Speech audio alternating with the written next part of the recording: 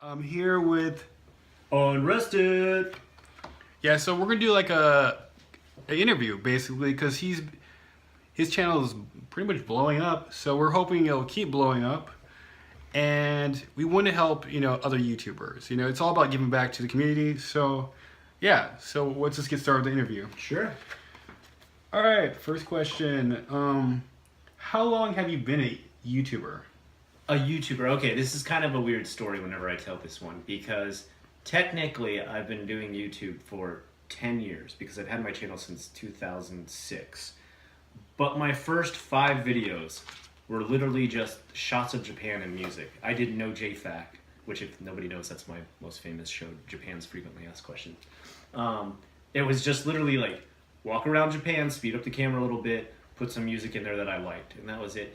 And then I kept getting questions while I showed those videos. People kept being like, I see you showed this in Japan. What is that? I thought you showed a graveyard. What is that graveyard like? What's that temple about? And so I was like, should I do a video where I answer questions? Like at that time I was really nervous. Like I couldn't talk in front of camera. So I did JFAC #1. It is the worst thing you have ever seen. Like Is it still posted?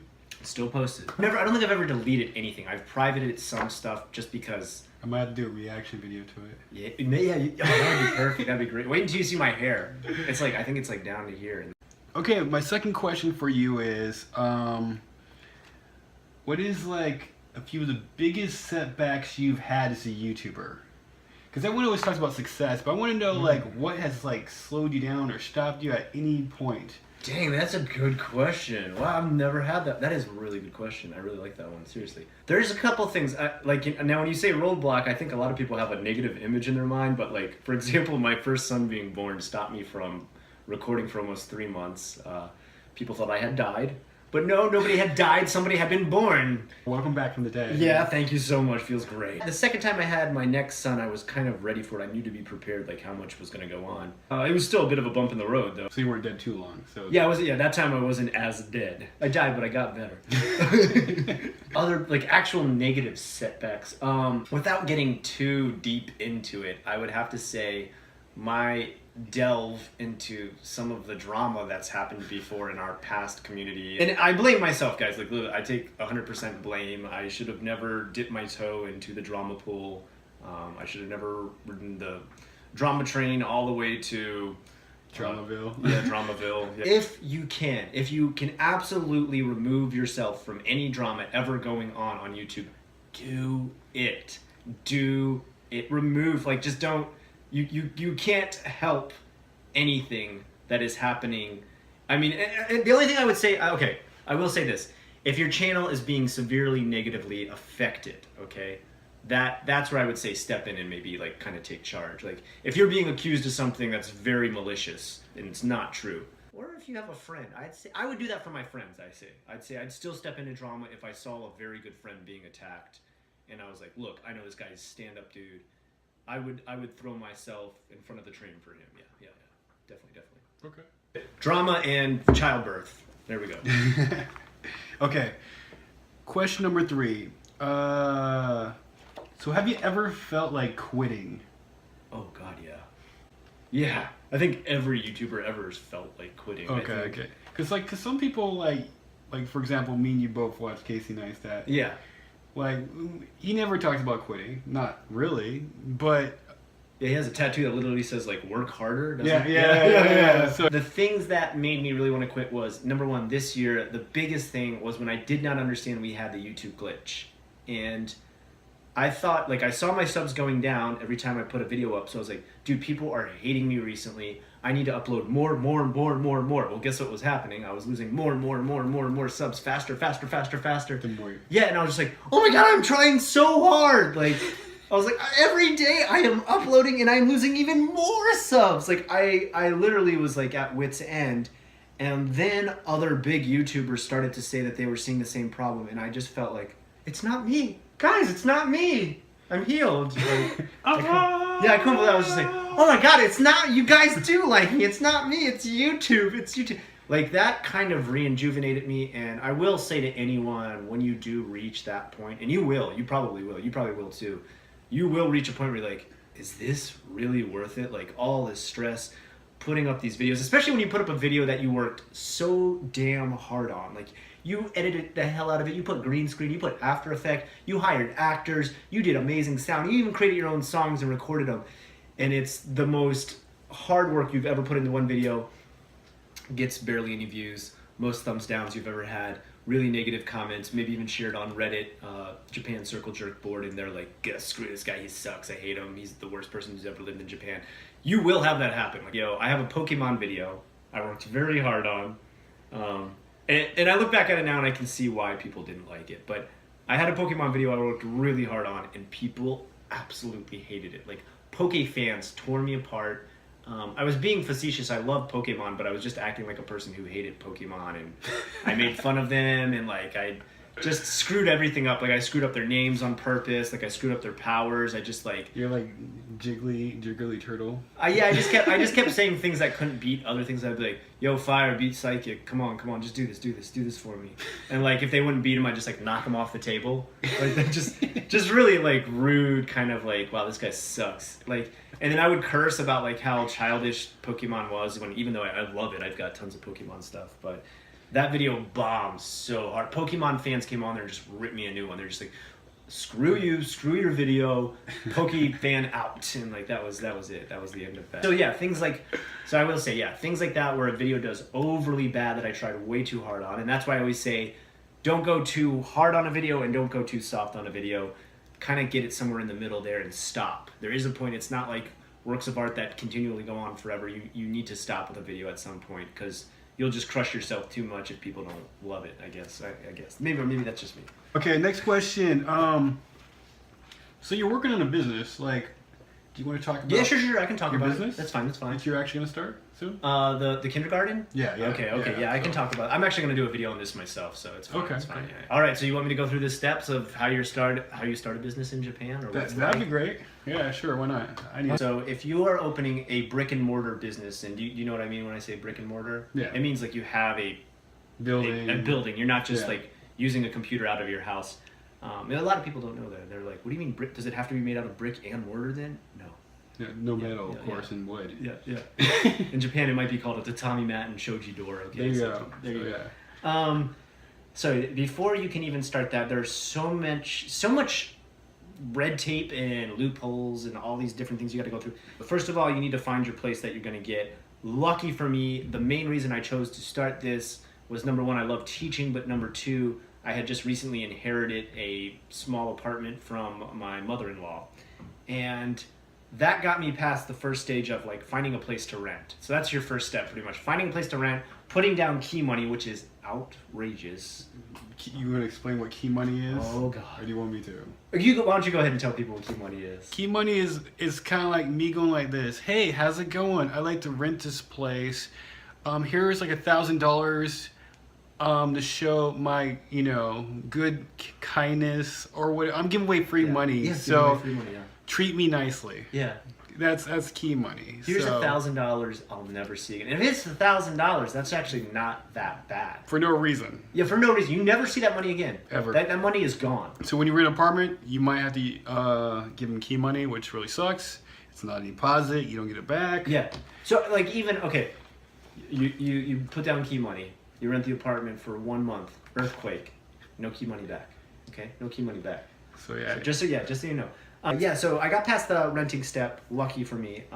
But then I had to go to the next step of I want to declare that I want a business. So before I can do that, I need a loan from the bank to make my business like a refurbished business, because right now it is literally an apartment. If people came in there and were like, how are you going to teach school inside of this old apartment? So I need to refurbish. To refurbish, I need to get a bank loan. To get a bank loan, I need to prove that I own the building, that I've either already started renting it or that I outright own it. So luckily I can outright own it. To get approved for the bank loan, I needed to hire an accountant who made sure that I wrote my plan out concisely and precisely. Precisely? Am I okay? You're good. Sorry, I'm an English teacher. That's what I'm going to actually open, is an English school. So that's why I'm messing up a little bit. Because, if there's anything I should mess up on, it's English. You have to go in there, and the bank chooses people that will invest those people interview you, and I had to do that totally in Japanese. Oh my god, it was stressful. Pretty much I did a lot of oyaji gyagus, which if you guys don't know what that means, that's kind of like, why did the chicken cross the road, or knock knock, who's there? Jokes like that. Like jokes that are so old that like, if you tried to tell it in America, people would be like, what? Or, wah, wah, wah. Like you would hear that after every oyaji gag. It literally means old man gag. Not like gag, like joke gag. Just thought about that. And I went there, I told a bunch of jokes. So they're all old men. It's not like young kids investing in my stuff. And they laughed it up, they cracked up. And if they didn't crack up, let me just give you guys this little loophole. You say, American joke, American joke. And they're like, American joke, gotcha. Joke not funny, American joke. Not at all. Yeah, so just roll with the punches by just saying, American joke, go man. So I got past that part. I have to follow up 1 week later to make sure that they actually do sign for all the loans and everything that I want. I'm not asking for a ton. I'm not going to actually say how much I'm asking for because that's stupid to do on a video, but I'm not really going that buck wild. Hence He's asking for millions. Literally. In diamonds. Millions. Which millions in yen really isn't that much money. Millions in yen is like $100,000. There you go. So yeah. But I'm not even asking for millions in yen. I'm actually asking for even less than that. So it's like I said, it's not a ton, but it's better if I get it loaned first rather than just deplete my savings down to nothing. I have a ton of savings, but I want my kids to also go to college. If my business fails, that's on me, not my kids' college, right? That's the way I look at it. So what I'm going to do is from there, after I get the bank loan, I will begin refurbishing on January 5th. So very soon I begin. I will be opening doors immediately after refurbishing finishes, which is anywhere from 20 to 30 days. Let me just tell you, when they refurbish in Japan, have you had any refurbishing done? Yeah. They do fast. Yeah, they're like... They are beasts. They're just like, where do you want the shelf? You went over 1 millimeter? Yeah. You're like, yeah. They just, first of all, they show up with those books. They show up with the books. They're like, here's the books. Which one do you want to choose? You want to choose this one, this one, this one, this one, this one, this one, this one, this one? That one? Okay, good. We got it. Next day, they'll come in. Like, they have that one all over the floor. You're just like, are you, like, you didn't have to talk to the electric and the plumbing? They're like, we are the electric and the plumbing. They get it done quickly. Well, I think the best thing in Japan is everybody who refurbishes doesn't need a separate license. Like, they can do electricity, they can do water. They don't have to wait for those guys to show up. So they just like rip everything out. And if they make a mistake, it's on them. Like, they have to fix it. So that's good too. Well, we just bought a condo. That's the reason I know. Okay. You totally. They were asking me. They had the book and everything. I was like, yeah, that one. Same here. This place too. Like, I guess literally we bought a condo too. I mean, when you buy an apartment, it's bought. Yeah, and we refurbished the whole thing. This place was a pigsty. How was your guys' place? Pigsty? Yeah, it was. So what the hell's up with that? Got any theories on that? Like why you get in there and it looks like a hoarder lived there before? Because probably a hoarder lived there before. That's all I can think, man. No. I think you got Occam's razor right there with your precision, bro. You just shaved it down to the most simple answer, dude. They're hoarders. They're hoarders. Okay. Question number 6, unless you have more to talk about your business. No. Keep going. You're going to elaborate in future videos. Yeah. Check out his channel for future videos if you're interested in starting a business in Japan, or you're just interested in hearing about business in Japan in general, or business. Okay, number 6, this is the last question, but for me, I feel like this is like the hardest question. That's why I saved it for last. Oh, okay. What tips would you give future YouTubers, like people that are new, that are coming on right now? What would you tell them to help them in any country, right? Not just Japan. Yeah, just across any country. The board. Yeah, just and in any theme too, right? Of course. The tips, the things. You know what? My tips come from my biggest mistakes. So everything I'm telling you here, it's not because I'm like, yo, I'm a badass. That's why you should learn these things. It's because I tripped, stumbled, fell over myself again and again, and I realized, oh, I should have been doing this all along. Number 1. Come out there by first watching the people you want to emulate. Yeah. Watch those people first. Find a couple people you like. I like how this guy's stream of speech goes. I like this guy's sense of humor. I like this guy's off-topic humor. I like this guy's steady stream of thought. Or, it could be anything. Maybe it's like John Tron's very, very genius comedic timing. Whatever you like. But also make sure that you can do that, okay? If you want to have a channel where you're singing, make sure you are a damn good singer. Okay, I'm never gonna open a singing channel. I'm not gonna have a makeup channel. Okay, no makeup tutorial channels. I don't know anything. I might do a video just for the fun of it. I think that would be great, dude. I think you'd open a lot of doors for yourself. Definitely. Yeah. It'd be the most painful video ever. That's exactly why I'd be. Let's see. I would say, okay, yeah. Number one, find somebody you like. Do your best to emulate them. You do not need to emulate them word for word. There's people you can watch out there. For example, John Tron really liked the AVGN, and you can see he totally has his own style. But he found things he liked and made them his own. Find those things you like and make them your own, okay? Timing, style, editing, lighting, even down to the camera that they use and the audio that they use. If you can't afford the things that they have, because a lot of them that are high level have been able to afford great equipment, do the next best thing you can.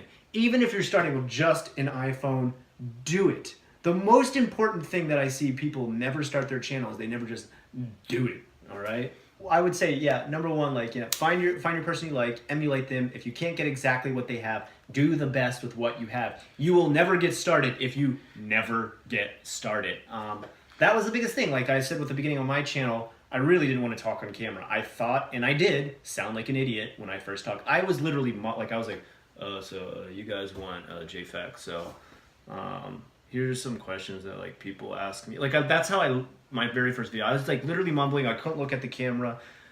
My biggest tip for you to get past that is talk to the camera like it is your best friend who loves the story you are telling. Whatever that story or information may be, when you are with your best friend, you don't sit there and be like, hey, can I talk to you about something, dude? Like you just outright, oh my God, I can't believe what happened today. That needs to be how you talk to the camera. The camera is your best friend. The audience watching is your best friend. Yes, you will have haters. Yes, you will have trolls. This is YouTube. But 90% of the people that come to your channel are there for you. They're not there for your content.